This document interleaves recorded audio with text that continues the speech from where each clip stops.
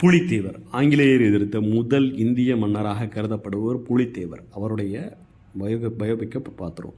இவர் பார்த்திங்கன்னா வரிகட்ட மாட்டேன் என்று ஆங்கிலேயர்கள் மற்றும் ஆற்காடு நவாப் முகமது அலி ஆகிய இருவரையும் எதிர்க்கின்றார்.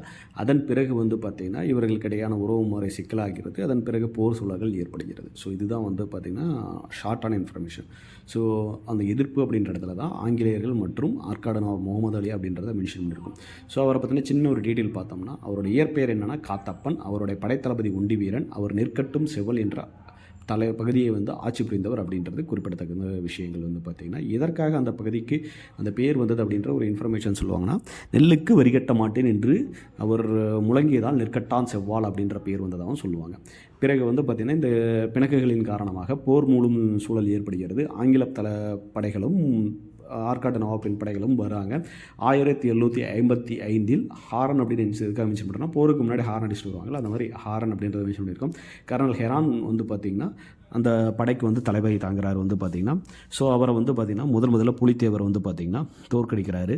தோற்கடித்த பின்னாடி பார்த்திங்கன்னா முகமது அலியோட தம்பியான மாபூஸ் கான் அவரையே பார்த்திங்கன்னா தோற்கடிக்கிறார். களக்காடு என்னும் இடத்தில் அவரை தோற்கடிக்கிறார். ஸோ 2 இடங்களிலும் அவர்களுக்கு தோல்வி கிடைக்குது.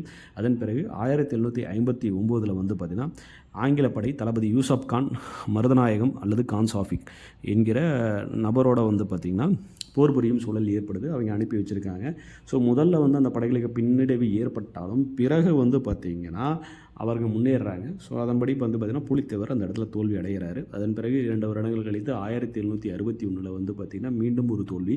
அதன் மூலியமாக நெற்கட்டும் செவ்வால், வாசுதேவநல்லூர், பனையூர் போன்ற இடங்களை பார்த்திங்கன்னா கான் சாஹிப் அப்படிங்கிற யூசப் கான் கைப்பற்றுறாரு. அதன் பிறகு பார்த்திங்கன்னா கைப்பற்றப்பட்ட பகுதிகளை இவரே நிர்வாகம் செய்கிறாரு. இதனால் ஆங்கிலேயர்கள் கோபமடைகிறாங்க. அதனால் இவரை பார்த்திங்கன்னா கைது செய்து வந்தவர மாதிரியும் கைப்பற்றப்பட்ட பகுதிகளை மீட்டெடுக்கவும் ஒருத்தர் அனுப்புகிறாங்க. அவர் கேம்ப் போட்டு தங்க போகிறாருன்னு ஞாபகம் வச்சுங்க. ஃபஸ்ட்டு ஹாரன் அடிச்சுட்டு வராங்க. ஜெயிச்ச பின்னாடி கேம்ப் போடுவாங்களே, கேம்பல் அப்படின்ற ஒருத்தர் அனுப்புகிறாங்க. ஸோ அந்த ஆங்கில தளபதி வராரு. 1764 வருடம் பார்த்திங்கன்னா இவரை பார்த்திங்கன்னா மருதநாயகத்தை தோக்கடிக்கிறாரு. தோக்கடிச்சுட்டு அந்த பகுதியில் கைப்பற்றார். ஸோ இந்த இன்பிட்வீன் கேப்பில் பார்த்திங்கன்னா அவரை ஃபஸ்ட்டு அவங்களால தோக்கடிக்க முடியாது. லைக் ஒரு தொழுகை போகும்போது என்ன பண்ணிடுவாங்கன்னா, அவரை கட்டிட்டு வெளியே தூக்கில் போட்டுருவாங்க. அந்த தூக்கில் போடும்போது கூட அவரோட உயிர் போகாது. 3 முறை தூக்கிலிடப்பட்ட பின்னாடி தான் ஒரு உயிர் போகப்படும் அப்படின்ற இன்ஃபர்மேஷன்லாம் இருக்கும். ஸோ அவரை தூக்கிலிடப்பட்ட செய்தி அறிந்த பின்னாடி என்ன பண்ணுறாருன்னா, புலித்தேவர் அவரோட தலைநகரான நெல்கட்டம் செவ்வாலை கைப்பற்றுவார்.